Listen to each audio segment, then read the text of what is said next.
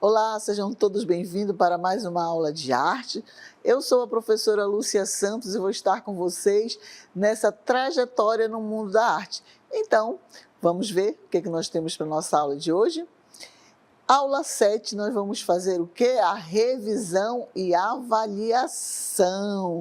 Justamente, hoje é a nossa revisão, no primeiro momento e no segundo momento também, e depois nós vamos ter a nossa avaliação, um momento muito importante, onde vocês têm a oportunidade de esclarecer as dúvidas, aquelas pessoas que por alguma aventura não conseguiram estar presente na sala de aula, voltar para revisitar esses conteúdos. Então, agora vamos dar início à nossa revisão.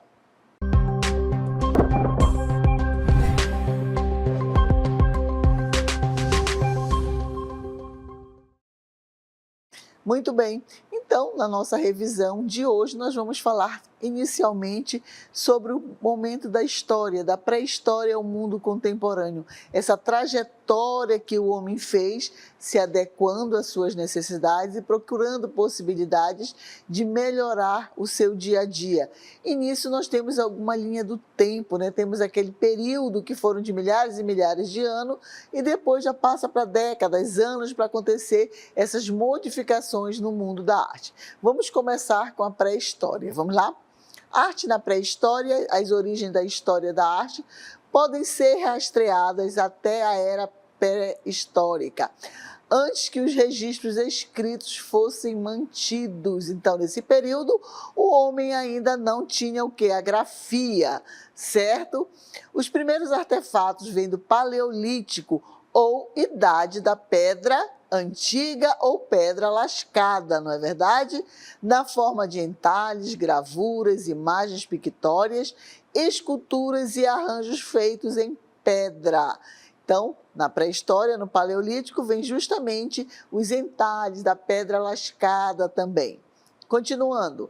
A arte deste período dependia do uso de pigmentos naturais e esculturas em pedras para criar representações de objetos, animais, rituais que governavam a existência de uma civilização.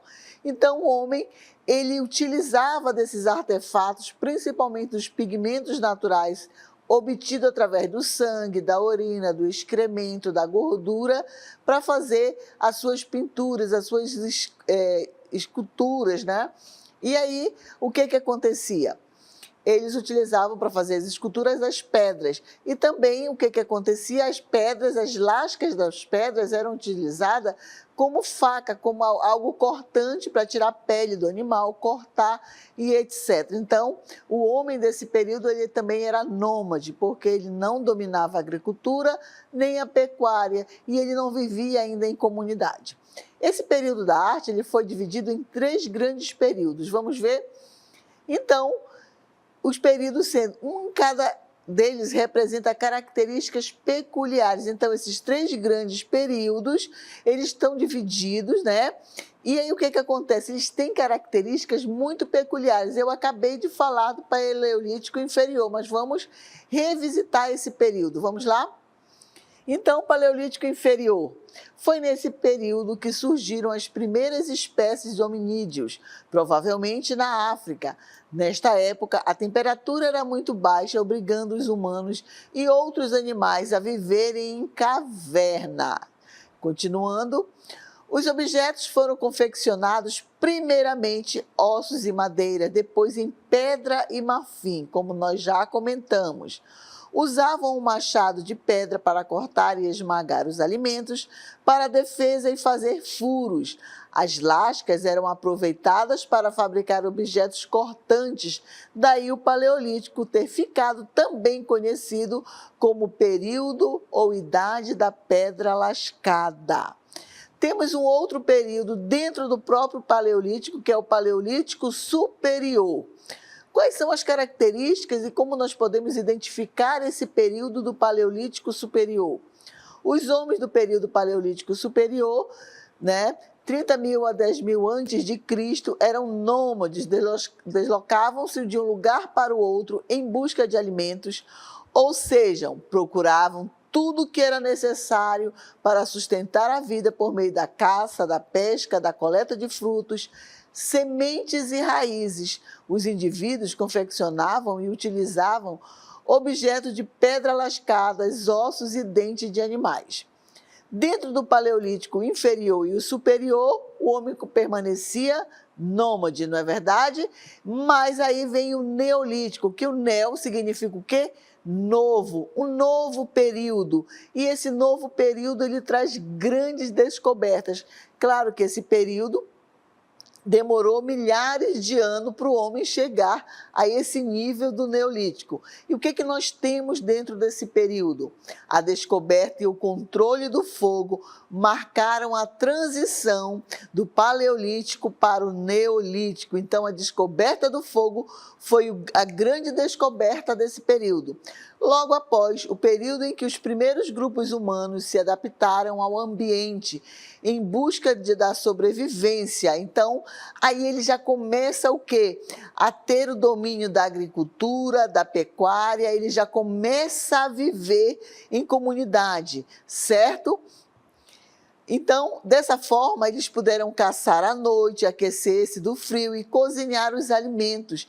Essas mudanças originadas pelo uso do fogo permitiram aos hominídeos explorarem o meio ambiente a seu favor. Aquilo que eu falei para vocês, o domínio da pecuária e da agricultura facilitou muito a vida do homem. Então, nós temos o Paleolítico, que está dividido em inferior e superior. Nós temos o Novo, que é o Neolítico, não é? O homem já vive em comunidade, já domina os animais, a pesca, já vive como uma sociedade. E a grande descoberta é o quê? Era o fogo. Nesse período, o homem também continuava fazendo as suas pinturas no interiores das cavernas, mas de uma forma mais esquemática, não tão naturalista como era no Paleolítico inferior e superior, tá? E aí, o próximo período é a Idade dos Metais. O que nós temos nesse período que nós podemos identificar pelos vestígios que foram deixados pelo homem, a Idade dos Metais? Diferente dos períodos anteriores, do Paleolítico, Idade da Pedra Lascada, e do Neolítico, Idade da Pedra Polida, né? O desenvolvimento da metalurgia e a expansão das técnicas de fundição na Idade dos Metais propiciaram uma enorme conquista tecnológica para a humanidade. E aí, dentro desse contexto, eles faziam o quê? A utilização dos metais. Não substituiu completamente os instrumentos que eram feitos de pedra e madeira. Esse processo de transição ocorreu de maneira lenta e de diferentes formas em determinados locais. Então, o Neolítico ele já trabalha com a fundição de metais, ele já usa algo muito mais elaborado. A questão do domínio do fogo, a criação da roda também vai facilitar a vida desse homem. Eu nunca digo que é uma evolução, e sim ele vai buscar, né, facilitar o seu cotidiano, ele vai buscar utensílios, a necessidade que o homem sente, ele vai em busca de utensílios. Mas também nesse período da pré-história nós temos a arquitetura, que eu trago para vocês agora as imagens.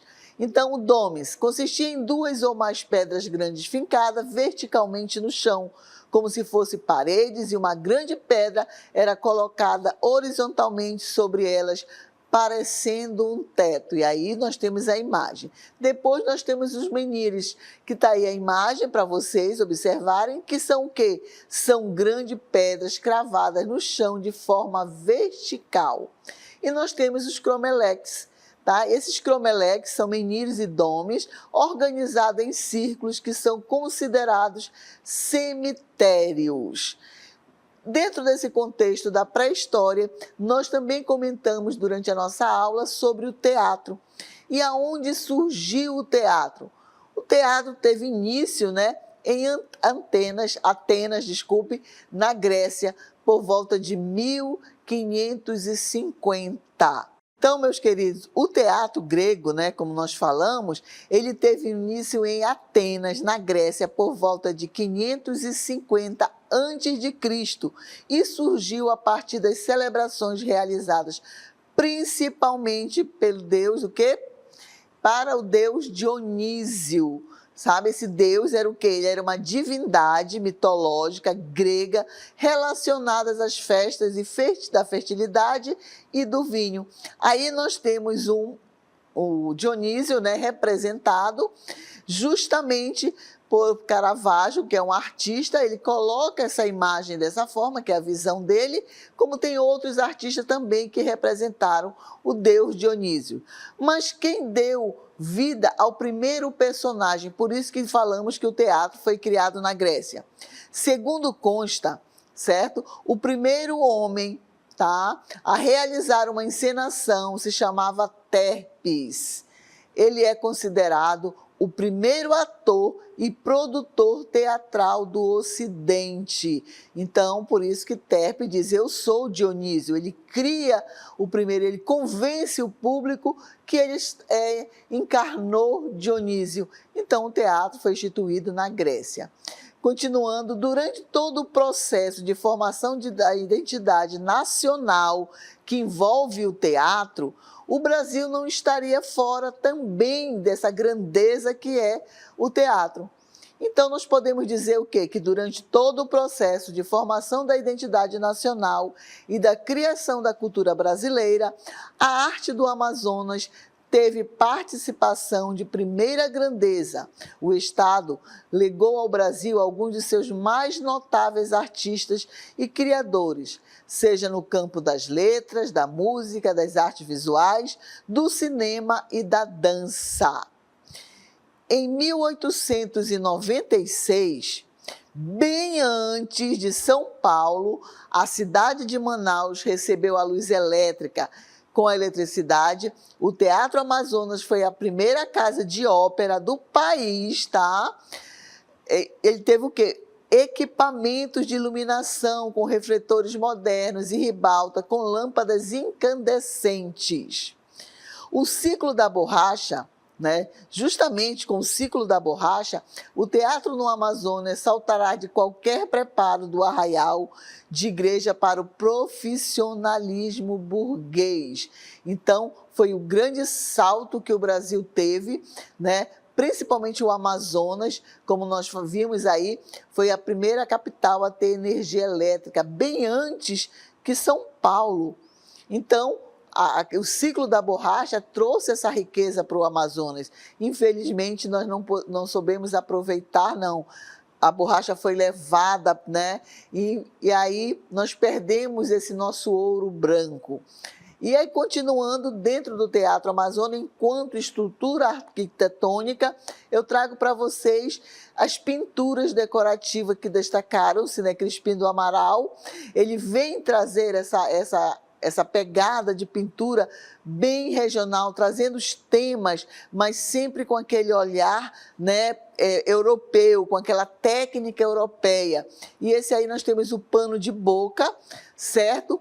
Ele é um pano de boca que ele não dobra, ele sobe na vertical no teatro, porque ele não pode ser dobrado, porque ele é uma pintura. Então, todos esses artistas que vocês estão vendo aí, o Amaral, o Ângeles, Adalberto, né? O Francesco, eles fazem parte, foram envolvidos com as obras pictóricas que enfeitam o Teatro Amazonas. Então, eles foram responsáveis por todas essas pinturas, que quem visita o Teatro Amazonas tem essa oportunidade de contemplar essas pinturas. Então, a partir daí, dentro da arte, envolvendo a pré-história, o teatro enquanto arquitetura, nós temos também o quê? A prática da análise linguística, para nós conseguirmos entender o que os artistas estão querendo falar, o porquê que foi feito daquela forma, certo? Então, na arte, as práticas de análise linguística referem-se a abordagens e métodos utilizados para examinar interpretar elementos linguísticos presentes em obras artísticas. Então, é uma análise mais detalhada, é eu me posicionar, é eu me colocar na visão do artista, tentar entender o período que aquele artista estava vivendo. Por isso é chamado de prática de análise linguística. Isso pode incluir análise de texto, discursos, símbolos, metáforas e outras formas de expressão linguísticas presentes na arte. Então, tanto os textos, os discursos, as músicas, o teatro, a dança, eles podem ter essa análise linguística. Você pode interpretar. Por isso que nos espetáculos de ópera, as pessoas dão um panfleto, dão um folder contando a história da ópera, porque geralmente as óperas são cantadas, né, em espanhol, ou desculpa, em italiano e etc. E aí, o que acontece? As pessoas não vão entender o que eles vão estar falando. Hoje, no Teatro Amazonas, já tem a legenda. E aí você pode acompanhar também pelo folder que eles vão te dar e você vai fazendo essa análise linguística do que está sendo apresentado, assim como a música, como a dança, né? Então, como as obras de arte, como nós vimos durante as nossas aulas. E aí, dentro disso, nós podemos o quê? Considerar o contexto de produção. Os analistas linguísticos na arte também se concentram nas circunstâncias em que a obra foi criada, incluindo o contexto histórico, cultural, social, pessoal do artista. Isso ajuda a enriquecer a compreensão da obra de arte, proporcionando um insight sobre as intenções do artista, as influências recebidas e as mensagens que podem estar incorporadas na obra. Aqui nós vamos fazer essa análise de uma música, certo? Que vamos ver agora. A investigação de letras de música, incluindo temas, metáforas, simbolismo, escolhas linguísticas, contextualização de letras em relação ao gênero musical e ao contexto cultural. Nós temos aí como beber dessa bebida amarga, tragar a dor, engolir a labuta. Nós vimos o vídeo na nossa aula e esse aqui é um trecho da música Cálice. E o que esse trecho quer falar? Os versos destacam a dificuldade de suportar a bebida amarga, que simboliza a opressão, e a resistência, a referência a engolir a labuta, sugere a aceitação forçada das diversidades imposta pelo regime militar. Existem diferentes maneiras, né, e diversas manifestações artísticas e culturais que têm o poder de estimular a imaginação e criatividade das pessoas. Essas práticas muitas vezes transcendem os limites tradicionais e encorajam a exploração de novas ideias. Aqui estão algumas manifestações artísticas e culturais conhecidas por promoverem a imaginação e a criatividade. Aí nós temos as artes visuais interativas, que são o quê? As instalações de artes interativas, a realidade virtual, a realidade aumentada, oferecem experiências imersivas que desafiam as percepções convencionais. Nós temos também as danças contemporâneas, certo? Que são o quê? Formas de dança que vão além das convenções tradicionais, incorporando os movimentos inovadores, colaborações multidisciplinares, certo? Então, aqui nós falamos aqui um pouquinho do que foi dado durante as nossas aulas, falando justamente dessa análise linguística também e das nossas realidades aumentadas, que também são utilizadas na arte e a todo momento, principalmente aqui na nossa aula, a gente utiliza muito a realidade aumentada, né? A questão do AVA. Então, tudo isso nós utilizamos para trazer esse conteúdo para vocês aqui e que está presente no nosso dia a dia. Então, finalizamos esse primeiro momento da nossa aula.